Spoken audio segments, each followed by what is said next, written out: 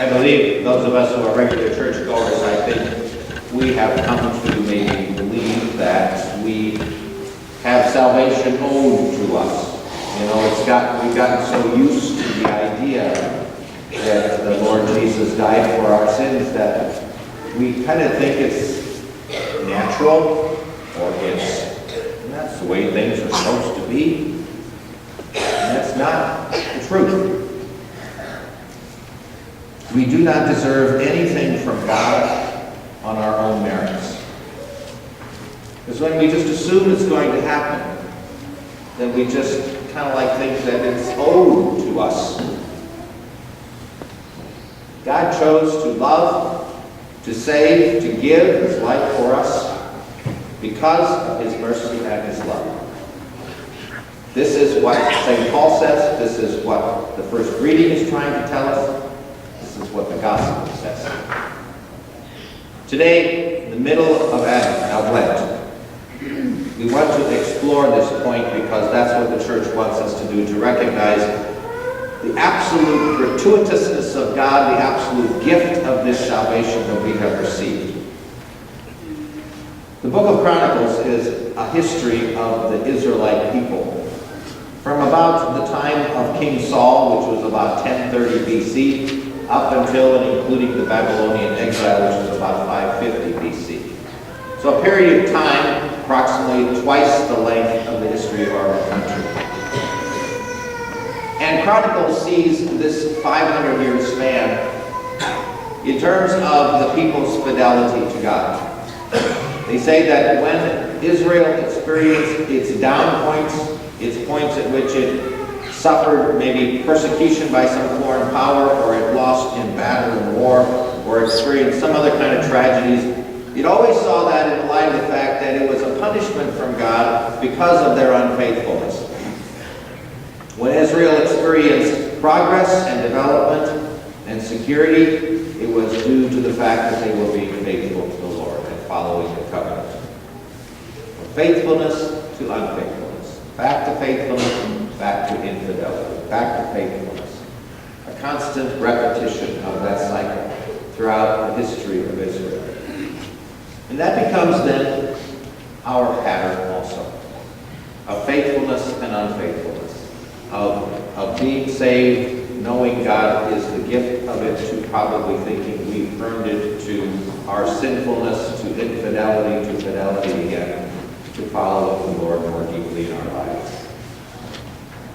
Out of the blue, these people who were in exile, ripped out of their own land, their temple destroyed, their capital city annihilated, they are taken into captivity, and out of the blue comes Cyrus, the pagan king of Persia, who publishes an edict that says, I'm sending you back home.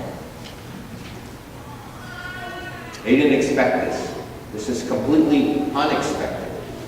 That this foreign king who had been the conqueror of the Babylonians now was going to release from captivity these people that the Babylonians had captured.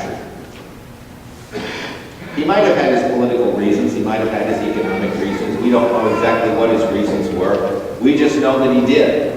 And when he did, it became such a surprise to these Israelites that they now saw it as literally God's hand working through someone who didn't even believe. God's hand working through to give them the freedom. He not only sent them back, he sent experts, builders, and money so that they could reconstruct their lives. It was almost like a foreign aid kind of program that our country offers to those countries that experience deep economic distress or poverty or something, some natural disaster. We give some foreign aid to them. So here we have Cyrus doing that. So out of the clear blue, this is salvation for the people. This is unearned.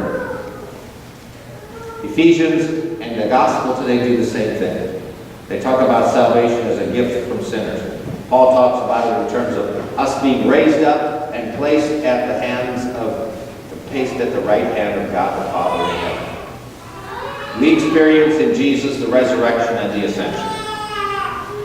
We experience it. We don't just think about it. We experience it. Again, something that is completely gratuitous, completely a gift from God. All of us, because because of God's goodness, have no right to boast, according to what St. Paul says.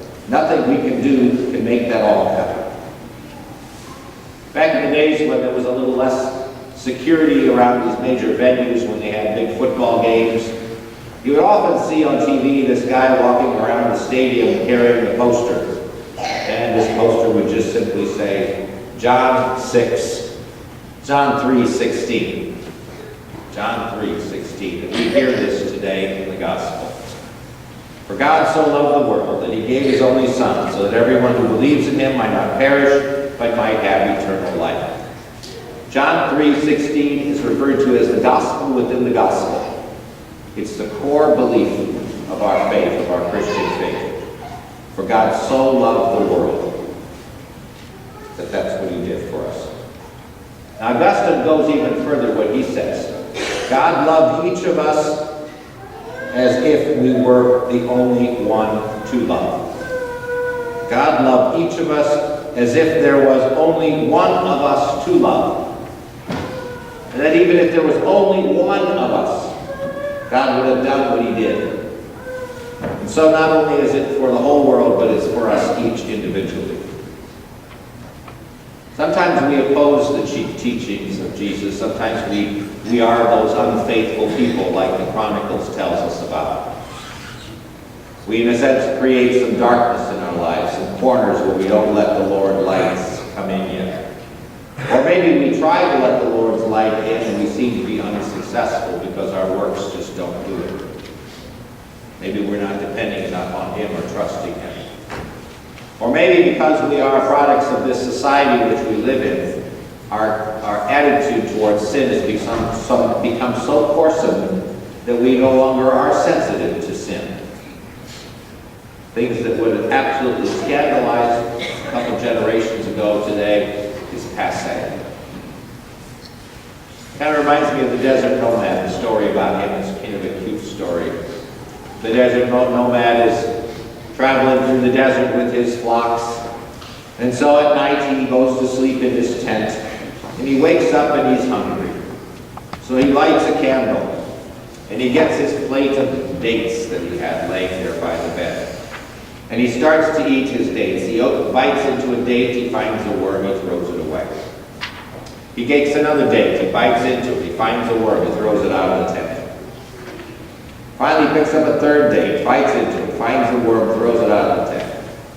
He thinks to himself, he says, if this keeps up, I'm not going to be able to eat anything. So he blows the candle out and eats the rest of the dates. And that's kind of us. We become so anemic or so immune to sin that it's like blowing the candle out. And we just keep eating it.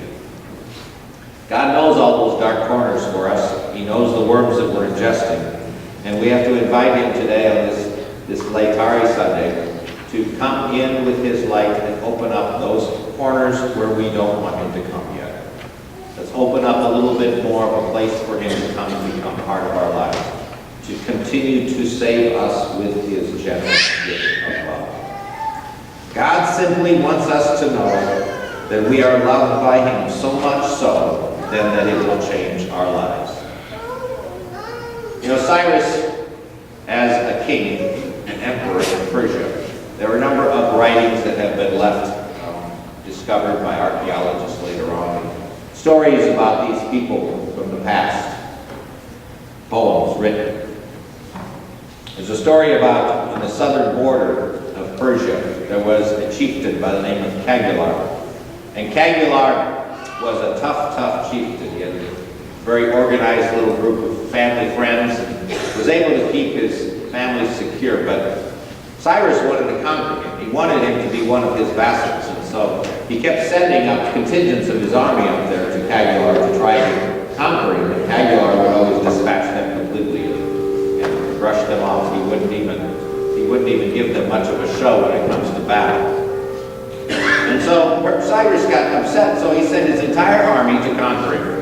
His entire army went up there, conquered him, surrounded the family, the tent, took him captive and his wife and brought them to Persia for execution. So Cagular and his wife are standing there in the presence of the king of Persia, Cyrus. And Cyrus says to Cagular, asks him a few questions. He was prompted to ask those questions because Cagular stood there as a very, very perfect specimen of a man. 6 foot tall, proud, handsome, beautiful wife. And so he asked him, he says, what would you do if I released you and sent you back? He says, if you released me, I will serve you for the rest of my life. And then he asked him, what would you do if I released you and your wife? He says, I will die for you. So he released him. He let him go. From that point on, he became a loyal subject. But as they were going home, the wife was visiting with him, and they were talking about their experience. What had happened? All the friends that had died in battle, and now this salvation, this freedom they experienced, almost like a complete surprise. Cagular asked his wife, he said, did you notice all the beautiful marble in his palace? She says, no, I didn't see any of that. Did you notice the beautiful tapestries in the hallway before we got to the throne room? No, I didn't see any of that. Did you notice the throne? It looked like it had been carved out of one great big piece of gold. No, I didn't see that at all. Cagular looked at his wife and says, well, what did you see? And she looked at him closely, eye to eye, face to face, and she says, I saw the face of the man who said he would die for me. And this is what we are asked to do, I think, during Advent, Lent a little bit. Kind of look for the face of God, the face of Jesus, who has died for us, who did not spare his own life for us. Let us never get bored or used to this fact that Jesus died for us, for you